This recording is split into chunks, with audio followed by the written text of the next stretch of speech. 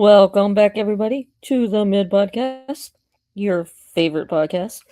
You can listen to us wherever you get your podcast, Apple, Spotify.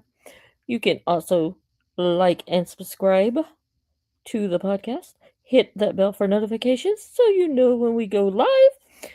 I do apologize for this being late. I know the X-Men review is coming out like right before the finale tomorrow. But, life happens, and, well, I had other shit to do. So, anyway, before we get into episode 8 and discuss it, we have some X Men news. And news being, we got confirmation that X Men 97 will get a third season, which will be coming next year. I know I'm hyped for it. Hope all of you are hyped for it. I mean, come on. What's better than the X Men? Also, X Men 97, currently the number one most watched Disney Plus show in the US. Good job. So, I need to ask a question. Have we officially reached the point in X Men Season 2 where I need Marvel Animation to explain something to me? Why are y'all in such a hurry? Because episode 8, titled The Dead Man's Hand, is simultaneously one of the coolest episodes of the season, one of the most important episodes of the season, and one of the episodes most desperately needed another, 15 minutes.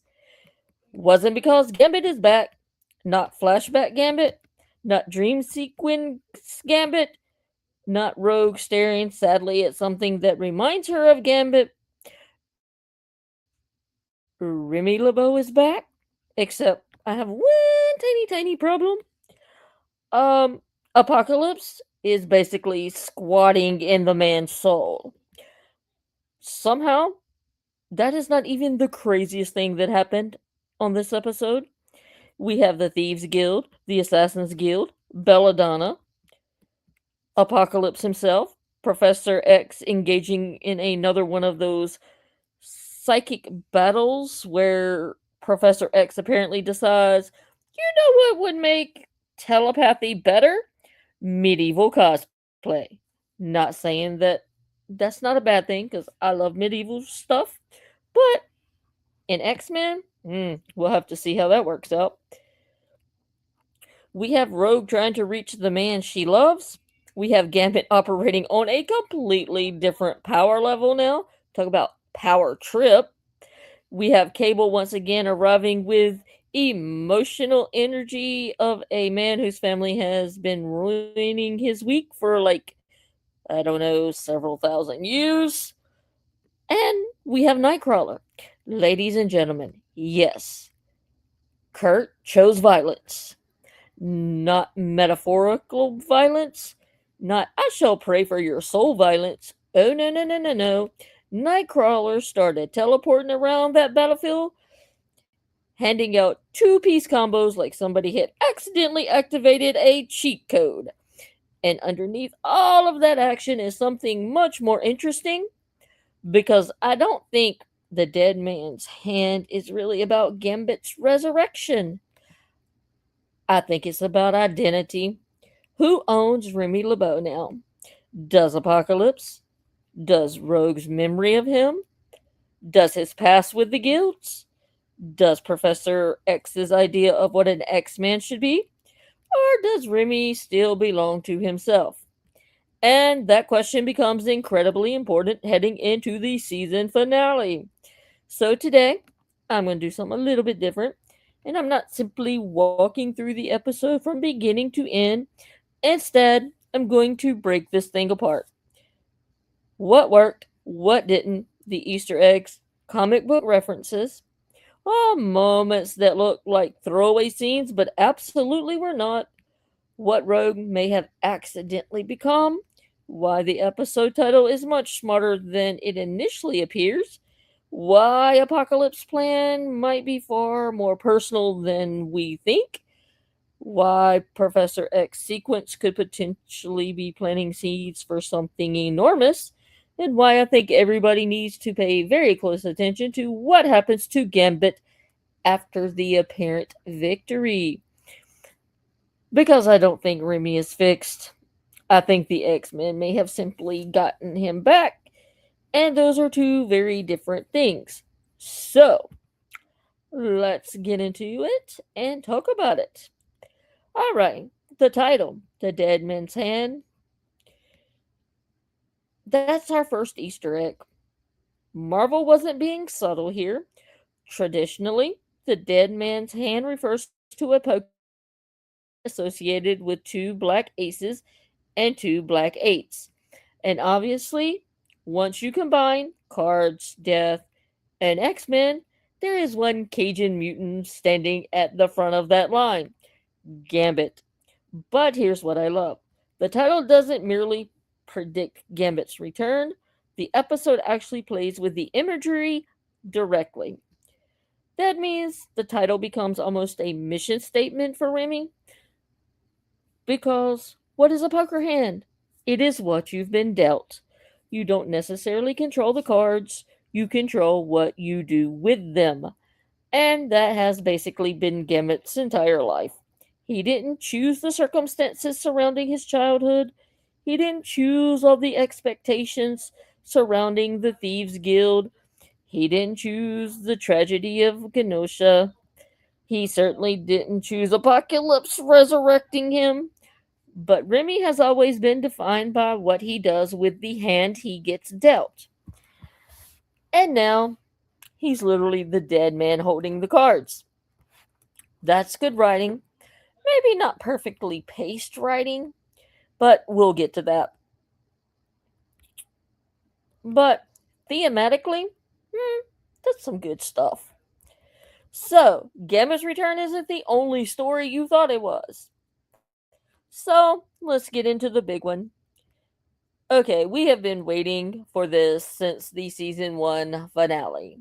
Remember the post credit scene? Apocalypse arrives in the ruins of Genosha. He finds Gambit's card, looks at the devastation, and the word that matters is death. Marvel's own coverage at the time acknowledged exactly what comic readers immediately suspected. Gambit has comic book history as Apocalypse's Horseman of Death. So nobody should have been shocked that Remy returned. The surprise is how they handled him, because they could have done the obvious version. Oh, Gambit comes back. Black eye, scary voice, no personality. Oh, Rogue means nothing to me now. Fight, fight, fight. Rogue kisses him. Power of love. Gambit comes back. Cue theme music. But that's not exactly what happens. This version is more uncomfortable, because enough of Remy is still present that you aren't sure where Gambit ends and Apocalypse begins. And that makes his interactions with Rogue really, really much creepier. Let's talk about that dinner scene and how it is scarier than the fight. One of my favorite choices in the episode is that Gambit doesn't immediately behave like a horror movie monster around Rogue. He's charming, familiar, romantic, recognizable, and that is precisely why the scene works. Because you're watching Rogue think, is that really him? And you're thinking it too. This man remembers her. He talks like Remy. He carries himself like Remy. There are pieces of the man she loved standing right in front of her. But something is wrong. And I actually think the quieter scenes between them are much more effective than if Gambit had immediately started throwing explosive cards at everybody. Because Rogue isn't fighting a monster, she's fighting hope, which is much harder. If Apocalypse brought back some completely mindless zombie, Rogue could attack him. But when that zombie looks at her with those Remy LeBeau eyes, speaks with that voice, uses his expressions, references their relationship, now Rogue has to question everything she's seeing. And Apocalypse, well, he understands that. Which brings me to something I think people may have overlooked. So, Apocalypse didn't randomly choose Gambit out of the blue. It goes back to the ancient Egypt storyline. Think about the conversation involving Rogue and the younger in Sabernur. Well, the show spends time discussing love, connection, vulnerability, and attachment. At the time, some of that dialogue probably seemed philosophical.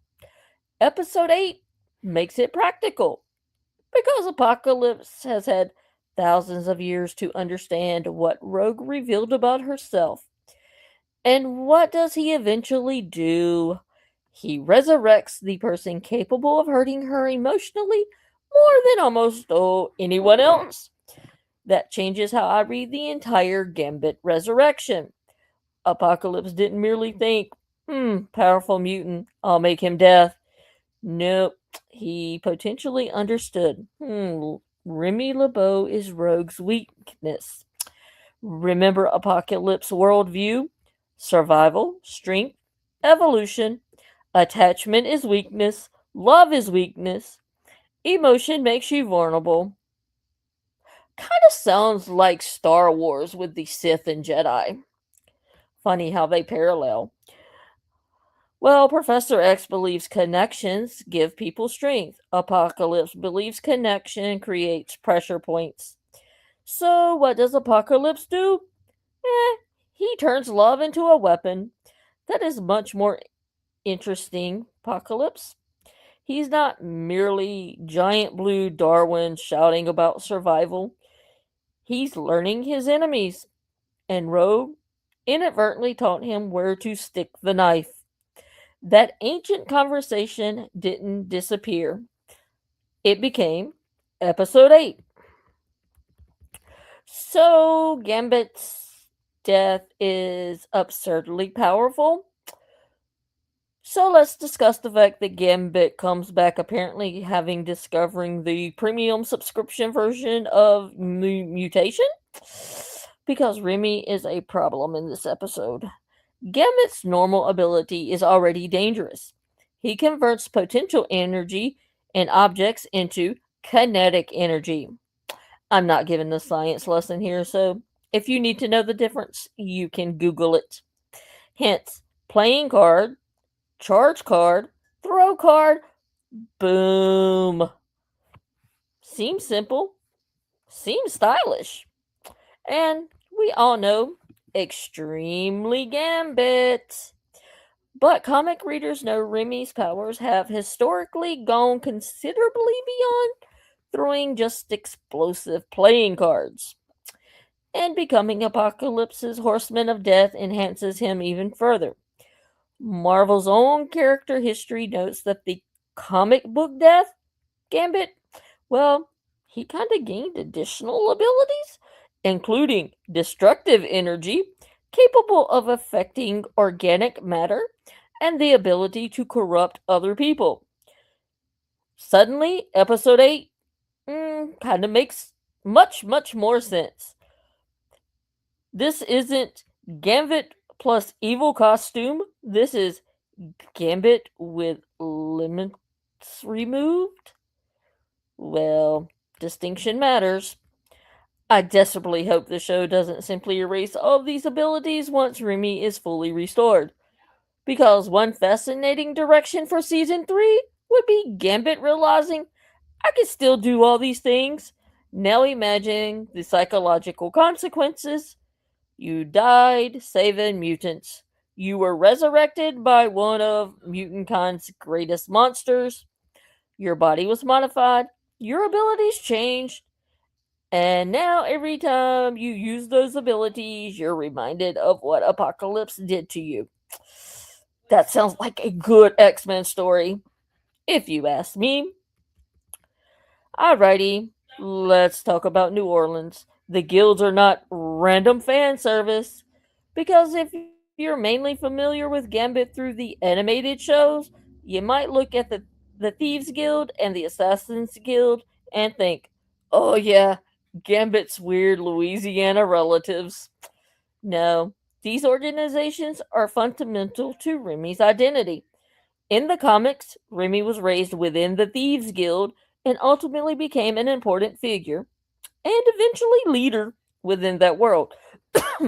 Marvel's character history specifically connects Jean-Luc LeBeau, Belladonna, the Thieves Guild, the Assassins Guild, and Gambit's eventual leadership of the Unified Guild, which means bringing Remy back through New Orleans isn't arbitrary. Apocalypse has resurrected Gambit, but the story takes him back to the environment that helped create Gambit. Before Rogue, before Professor X, before the X-Men, there was just Remy LeBeau. New Orleans, the Guild, Belladonna. And that's why I wish this portion had more time, because conceptually, this is fantastic. You could have gotten an entire episode out of Gambit's return to the guilds. Instead, the episode says, well, here are 3 incredibly important pieces of Gambit mythology. Anyway, next, slow down. We ordered the gumbo. Marvel brought the bowl out, let you smell it, and immediately took it back to the kitchen. Alright, so let's talk about the external. This is another place where longtime X-Men fans probably started pointing at the television. Well, because, External has deep connection to Gambit history. She isn't just random powerful woman who knows the guild. In the comics, she is one of the Externals and is deeply connected to the history of New Orleans Thieves and Assassins Guilds. Marvel's collected Gambit material specifically describes the Thieves Guild as having been shaped by her, while other Gambit stories connect her directly to Remy, Belladonna, and the Guild conflict. That's why her presence kinda mattered. But here comes my one criticism. She gets handled way too quickly. This episode introduces an enormously significant piece of Gambit's mythology and basically treats her like she showed up 5 minutes before closing time. I understand why. We need Gambit, we need Apocalypse, we need Rogue, we need Professor X, we needed the guilds, we needed the battle, we need the setup for the finale. But that's exactly my point. This story needed room. She shouldn't feel ancient. Oh, I'm sorry. She should feel ancient, powerful, dangerous, manipulative. Instead, she becomes another piece of an already overcrowded chessboard. And that is probably the defining weakness of season 2. It wasn't the lack of ideas, it was just too many ideas. Alrighty, the biggest overlooked development, Rogue. Now, everybody understandably came into this episode asking, how do we save Gambit? I came out asking, what the hell just happened to Rogue? Because her interaction with the external energy power is potentially enormous. But the episode doesn't spend much time explaining it. That means I'm putting a giant theory sign over this section.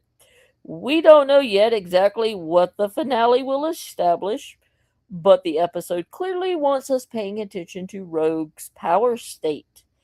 And there's another reason that this matters. Well, at the end, Rogue is physically interacting with Gambit without the normal catastrophe consequences we would expect from prolonged skin contact. Could this be temporary? Could it be connected to Gambit's already altered physiology? Could it be connected to Rogue's exposure to the external? Could it be something Apocalypse intended? Well, it could, but it is absolutely something to watch. Because if Rose's abilities have changed, that's just not a minor upgrade. Her inability to safely touch people has defined her entire emotional life, especially her relationship with Gambit. Imagine the irony. Rogue finally gets the ability to touch Remy because he died. That is painfully appropriate for X-Men. She gets exactly what she wanted through the worst possible circumstances. Let's get into the emotional center. Rogue saving Gambit is more about romance. Rogue reaches Remy, and yes, obviously, Rogue and Gambit, romance, love, soulmates, blah blah blah, all that. But I think reducing this moment to Rogue saves her boyfriend through love misses something. Rogue isn't simply reminding Gambit that she loves him, she's reminding Gambit who Gambit is. That's different. Apocalypse, well, he's trying to reduce Remy to a function. That function being death. That's what Apocalypse does. He takes people and he converts them into concepts. War, famine, pestilence, death. You eventually become secondary to his purpose. Well, Rogue refuses that. She doesn't see death, she sees Remy. That is why memory matters. That is why relationships matter. That is why identity matters.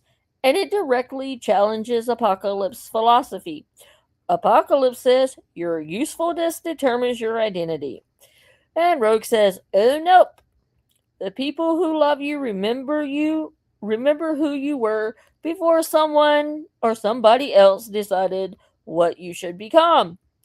And that's pretty much this whole episode. Everything else is just explosions. Alright, now we have to discuss Kurt. Nightcrawler apparently remembered that he's a little terrifying.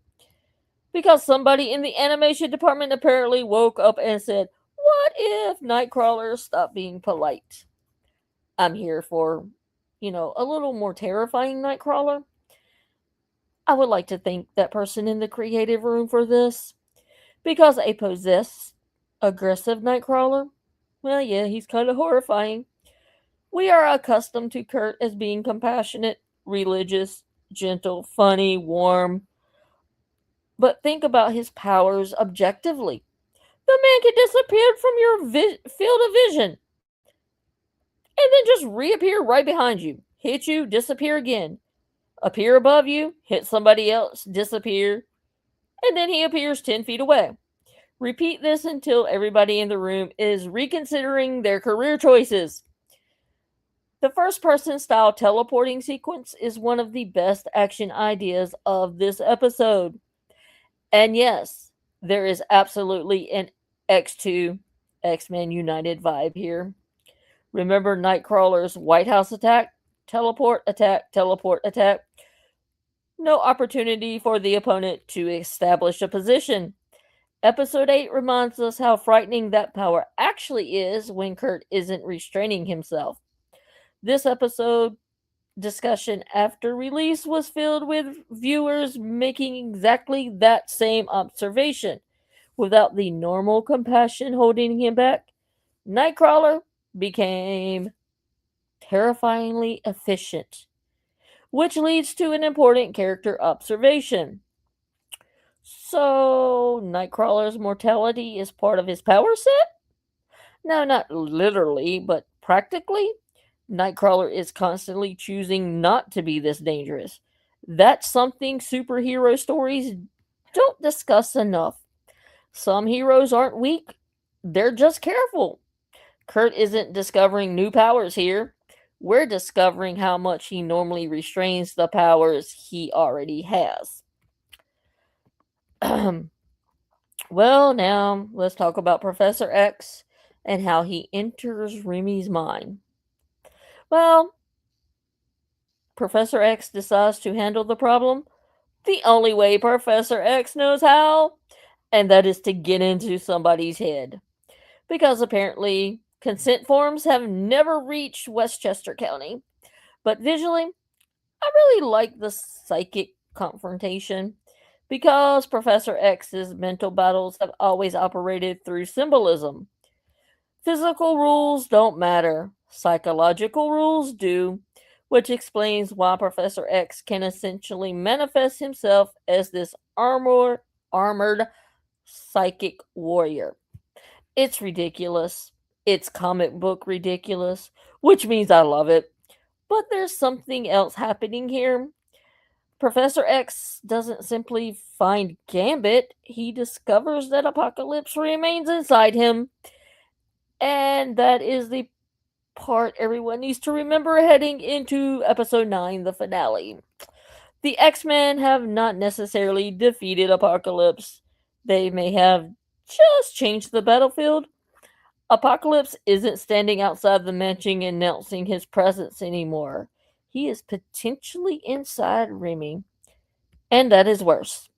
Because you can punch Apocalypse when he's standing in front of you, but how do you punch Apocalypse when he's inside your friend's consciousness?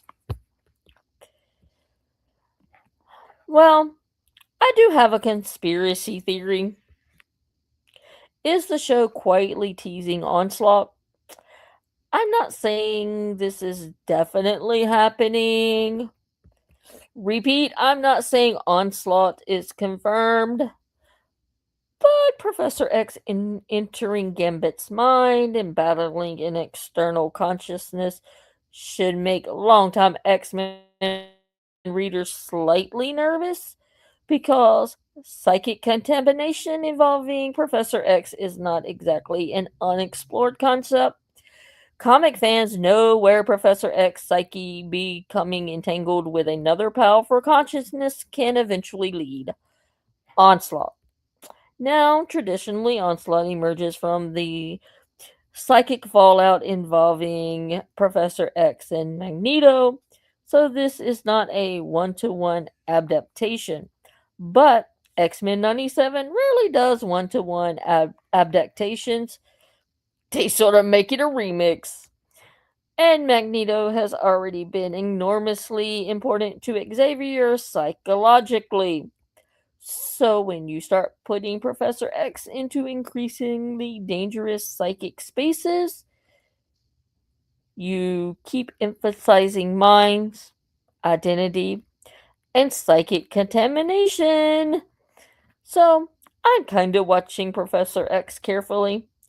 Maybe it means nothing, but this show loves planting seeds long before harvesting them. I'll file that one away.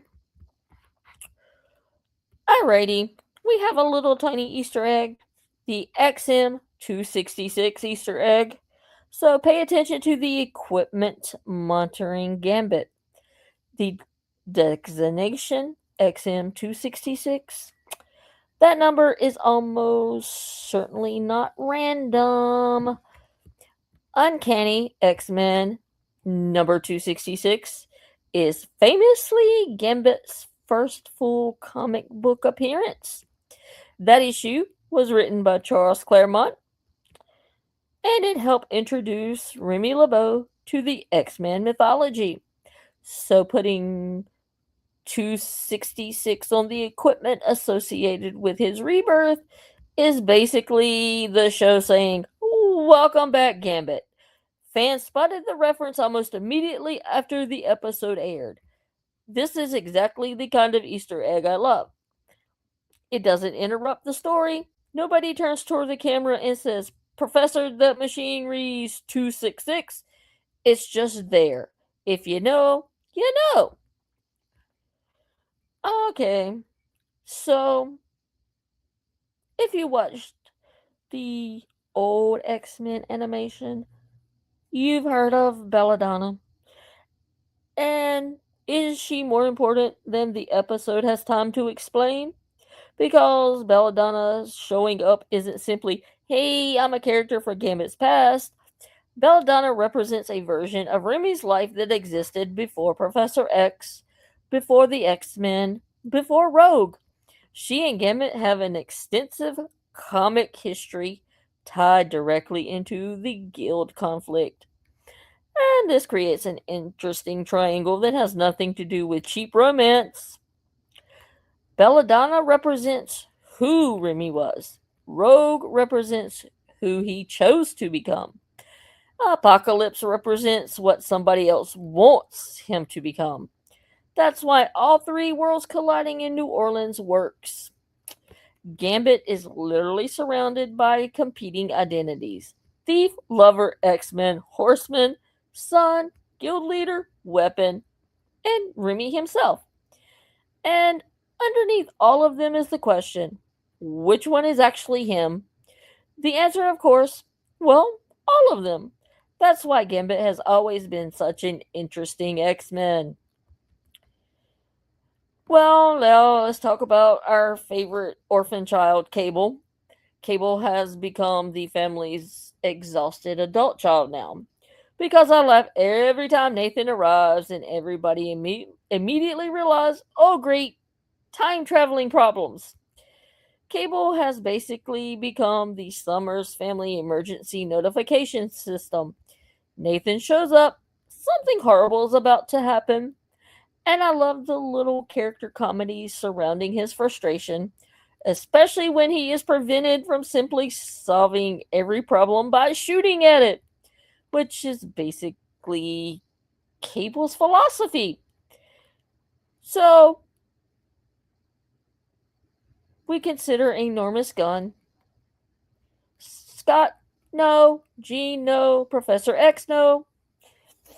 Cable, this family never lets me do anything.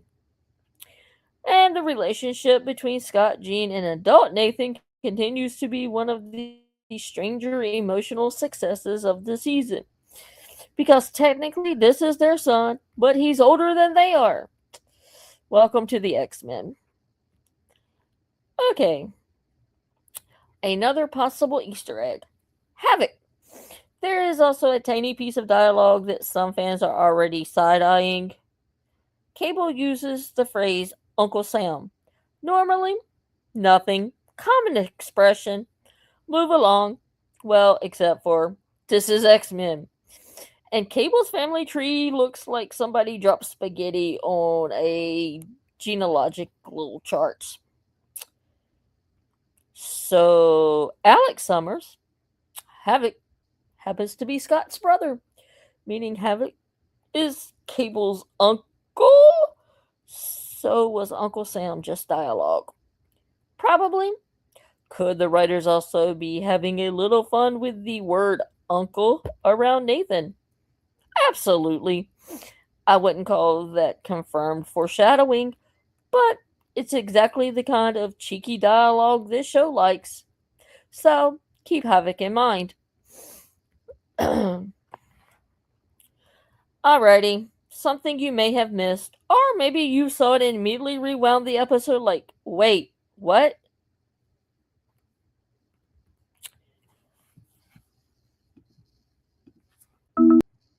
Alrighty, so let's talk about Jean Grey and her continuity error. So, during the jet battle, Jean is shown outside with the airborne heroes. Then, shortly afterwards, Jean appears to be back inside the jet. Then she's outside again. So, unless Jean Grey has developed the mutant ability to violate basic editing continuity, could this just be an animation editing mistake? Well, according to Cinema Blend, it's highlighted the same era after the episode aired. And we see Jean first shown outside X-Force during the aerial battle, then appears inside during the bordering fight. It's not story breaking, but once you notice it, you cannot unnotice it. So, Jean Grey, Omega level telepath, telekinetic, Phoenix host, and apparently now multi-location. Congratulations, Gene. You have just unlocked a new power, and you've leveled up, I suppose. Something to keep in mind. So now I'm going to get into my biggest issue. Why Gambit's resurrection both works and doesn't work. Now, I liked Gambit's return. I liked the concept, the performance, the power upgrade, definitely an A plus. I liked the New Orleans scene. Wish I had more time there. I liked Apocalypse being inside of him. I liked Rogue reaching him. I like almost every individual ingredient, but I don't like how quickly we're eating the meal. Gambit's death was arguably the emotional center of season 1. In fact, my son was so upset that every time I said Gambit was dead, he'd get mad at me. Remember, it became the episode people talked about. His sacrifice mattered. Rogue's grief mattered. Our grief mattered. Then season 1 ends by teasing his resurrection. We wait. Season 2 arrives. We wait. And now Gambit has returned. And within one episode, we're already moving rapidly towards saving him. That's a little too fast. I wanted Rogue to live with Death Gambit. I wanted Remy confronting the X-Men. I wanted the X-Men arguing about whether he could be saved. I wanted somebody saying, "This isn't Gambit anymore," and Rogue saying, "Yes, it is." I wanted Gambit to actually force everyone to confront the uncomfortable consequences of bringing someone back from the dead. Instead, Gambit's back, Gambit's evil, Gambit's powerful, Gambit's fighting, Gambit's getting married, Apocalypse, Psychic Battle, Rogue, Guilds, Nightcrawler, Jet Explosions, External. Next. Episode 8 feels like somebody pressed the 1.5 times playback speed on this excellent X-Men story. I don't need to be watching this in fast motion. And that is frustrating because there is so much good material here. And, well, fans online have voiced the same pacing complaint, particularly that Gambit's return, the Guild storyline, and Apocalypse possession could have benefited from significantly more development. I didn't need filler, I just needed breathing room. And I think that is the big difference. The scene everyone may be misreading. So let's circle back to Rogue and Remy because I think there is a dangerous assumption floating around that Rogue saved Gambit. Maybe, but Professor X explicitly leaves us with uncertainty. Apocalypse is still there. So what if Rogue didn't remove Apocalypse? What if she merely helped Remy regain control? Think about the difference.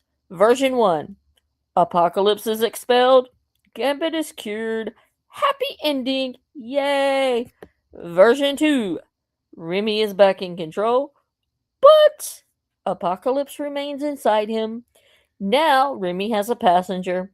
That is much more interesting.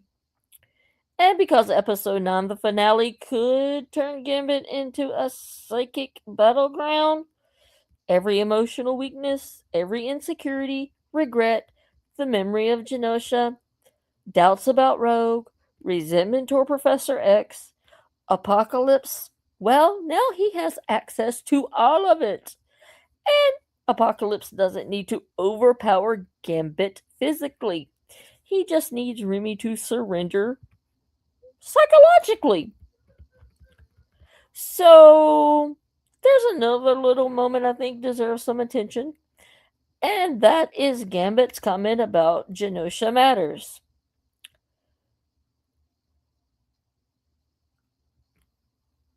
Remy's attitude toward Professor X, because, he does have every reason to look at Professor X a little differently. I mean, he did die in Genosha. He experienced the consequences of the world Professor X insists can eventually accept mutants. So, imagine dying for Professor X's dream, waking up to discover humanity is still afraid of mutants, and that might create resentment. And I hope the finale doesn't magically erase that, because Gambit shouldn't come back exactly as he was. I mean, death changes people, even superheroes. Well, especially superheroes who literally experience it.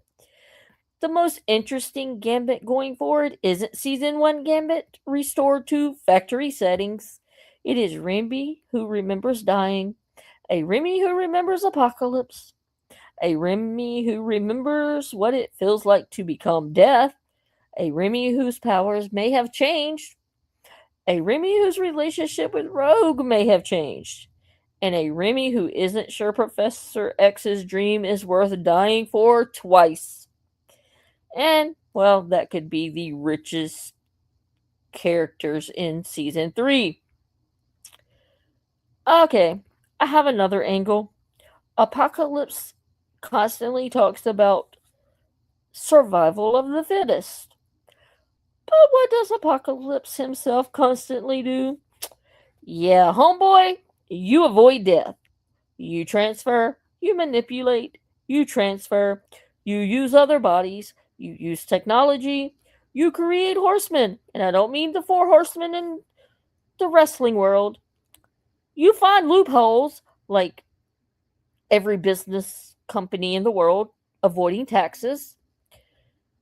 So, Apocalypse's ideology contains a gigantic contradiction. If you genuinely believe only the fittest deserve to survive, what happens when you lose? Do you accept death? Well, of course not.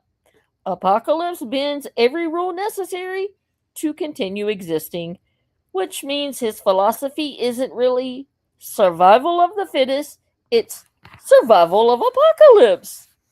Everybody else has to prove their worth. He gets infinite continues, and that hypocrisy could become crucial, especially if Remy recognizes it, because Gambit actually did what Apocalypse claims to admire. At Genosha, Remy faced death. Instead of running, he sacrificed himself. Gambit expected death to save others. Apocalypse fears death so much that, well, I mean, he does invade other people's lives to escape it. So you tell me, which one is actually stronger? So that brings me back to Professor X, because Charles and Apocalypse disagree about what survival means. Apocalypse, survival, domination. The strongest endure, the weakest disappear. Well, for Professor X, survival comes through community, relationships, trust, people holding one another up. And Gambit becomes the test case.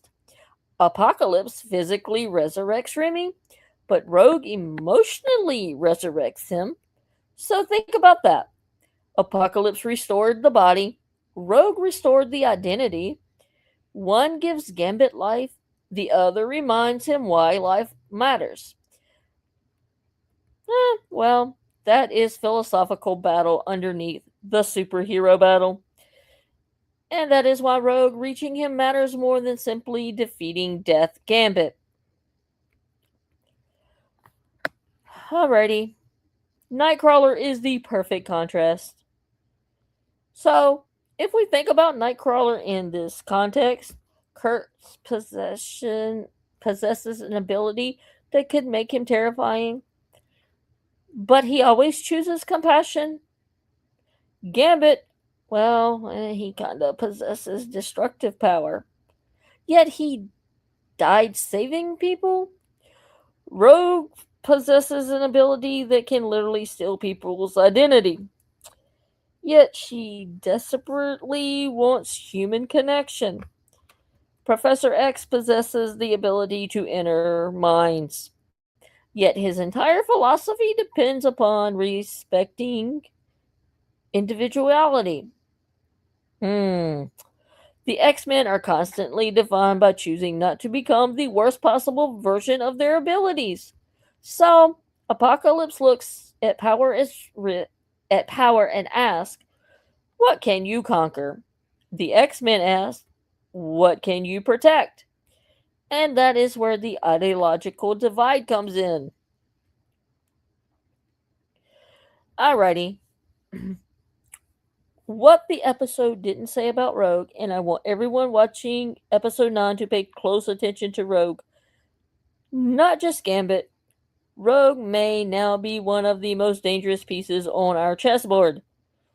If she absorbed anything significant from the external, if the power remains, if Apocalypse somehow anticipated this, then Rogue could become central to his plan. So remember, Apocalypse knows her because yeah, he met her like thousands of years earlier. He knows how she thinks, what she values, and that she kind of itty bitty loves Gambit. And now she's connected herself directly to whatever Apocalypse placed inside Remy. That is a little concerning. Maybe Rogue resurrected Gambit, or maybe Apocalypse just found his way to Rogue. I'm not saying that's what happens. I'm just saying keep an eye out on our homegirl. Alrighty, so episode 9 is titled Survival of the Fittest. Come on, that's Apocalypse's entire worldview, which means the finale probably isn't simply asking, can the X-Men beat Apocalypse? The more important question is, whose definition of fitness will win? Apocalypse believes strength makes you fit. Professor X believes cooperation makes you fit. Rogue believes love makes you stronger. Gambit already proved sacrifice can defeat overwhelming power. So, my prediction is that Apocalypse's defeat, if he is defeated, isn't going to come from somebody simply punching harder. It is going to come from the exact thing Apocalypse considers weakness: connection. So, I have 5 things that you might want to watch for in the finale. Heading into survival of the fittest, my biggest questions are: is Apocalypse actually trapped inside Gambit? Because if yes, Remy isn't saved, he's just containing him. What happened to Rogue's powers? The touching matters, the external interaction matters. So don't ignore that one. Does Gambit retain his death abilities?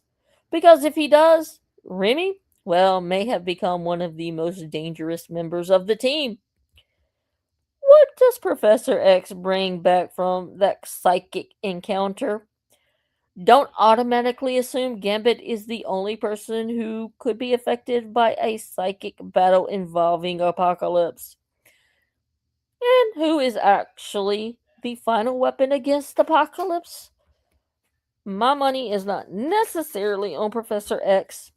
However, it could be Gambit, it could be Rogue, it could be both, because the entire season has quietly connected those two to Nur across thousands and thousands of years. So, where do I land on episode 8? It's a little difficult because, individual moments, well, they were fantastic. Gambit, absolutely fantastic, only because he's my favorite X-Men. Rogue, well, she was actually fantastic. Nightcrawler, can somebody please check on every mutant that Kurt punched? The action was great. The comic references were great. The concepts, excellent. The pacing, yeah, somebody Somebody hit the brakes like they were getting ready to hit the back end of a vehicle. This episode feels like a 45-minute story compressed into roughly less than half an hour. And that's why I can't call it perfect. So, I will have to give episode 8 an 8.5 out of 10 charged playing cards. And at least half a point belongs exclusively to Nightcrawler for deciding that peace was apparently optional in this episode. So, my final thought. Remember him, but here's what ultimately worked for me. Season 1 told us, remember it. Remember Genosha, remember what happened, remember Gambit. Season 2 asked a harder question. What happens when the person you were told to remember suddenly comes back? Because memories are clean? People aren't.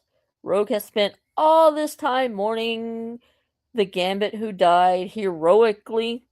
Now she has to deal with the Gambit who survived death. And those aren't necessarily the same person anymore. And that is where the story gets interesting. Remy LeBeau died saving people. Apocalypse brought him back as Death. And I have to say, if Death looks like Remy LeBeau, Death ain't that ugly. Rogue reached inside that darkness and found Remy, but Apocalypse is apparently still in there. So, episode 8 doesn't end with Gambit's resurrection. It ends with a question. Who is going to walk out of that body? Are we going to get Remy?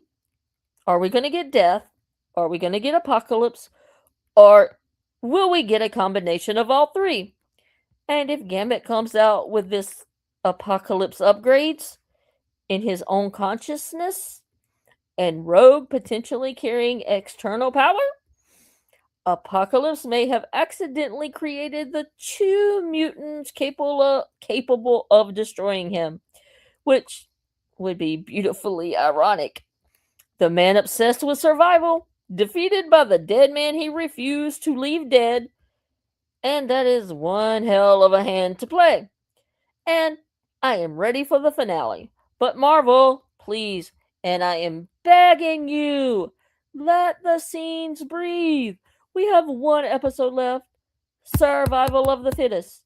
Gambit's alive. Rogue may have changed. Apocalypse isn't gone. Professor X has been inside the battlefield. Nightcrawler has apparently discovered he can throw hands. What happens next? Somebody is getting hurt. And knowing this show, probably emotionally. So, I will see you after the finale. So, until then, keep your cards close. Please do not trust ancient Egyptian mutants. And if Nightcrawler starts taking off the gloves, run. He's getting ready to throw hands. So, let me know what you thought about this episode in the comments below. And until next time, I will see you guys later.